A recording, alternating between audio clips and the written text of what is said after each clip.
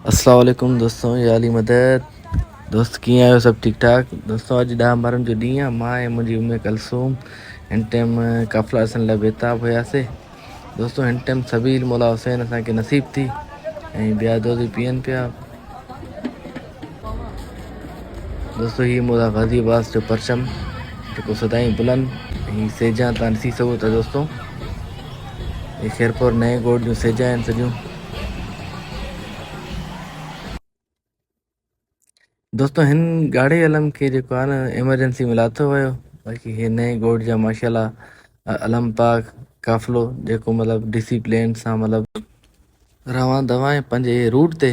दोस्तों he says अची वियूं जेके सेज आहिनि।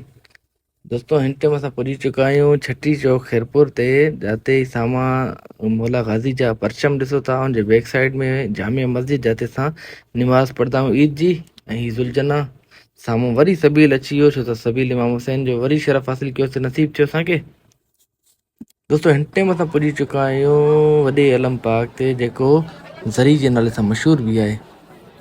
पर हाणे वॾे अलम जे नाले सां मशहूरु आहे, छो त अॻे ज़री पाक जे नाले सां मशहूरु हूंदो आहे, पर हाणे बि आहे।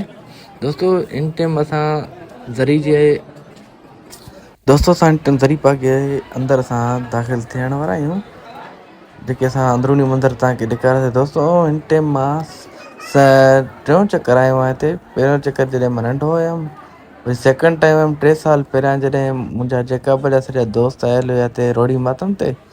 उहो मातम ॾिसी सुबुह जो मुंहिंजे हेॾे घर आया हिते खैरपुर में। उते नयाज़ खाइण खां बाद में जेको आहे असां सिधो रुख़ कयोसीं वॾे अलम पाक जो। बाक़ी तव्हां नक्श निगार ॾिसो था, अंदरूनी मंज़र जेके आहिनि छत जा ज़री पाक मौला अली जा। दोस्तों तव्हां ॾिसी रहिया हो हिन मंज़र। ऐं हीअ जेको ब्लैक कपिड़ो लॻल आहे इहो पार्टीशन ठहियलु आहे, मतिलबु बैक साइड परी साइड जेके आहिनि लेडीज़ जो तमामु आहे, और साइड जेके आहिनि जेंट्स जो। ठीकु आहे दोस्तों। हिन टाइम ज़री पाक सां जेके आहिनि ॾिसी रहिया आहियूं, उनखे दुआयूं वठी रहिया आहियूं ज़री पाक खां। जी दोस्तों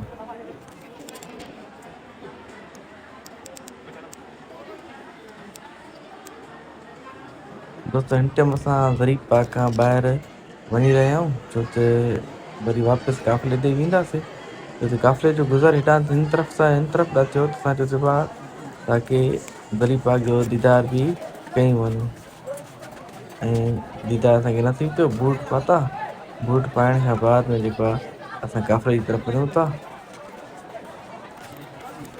दोस्तों हीअ आहे मुंहिंजी नंढी बीबी उम्मे कलसूम।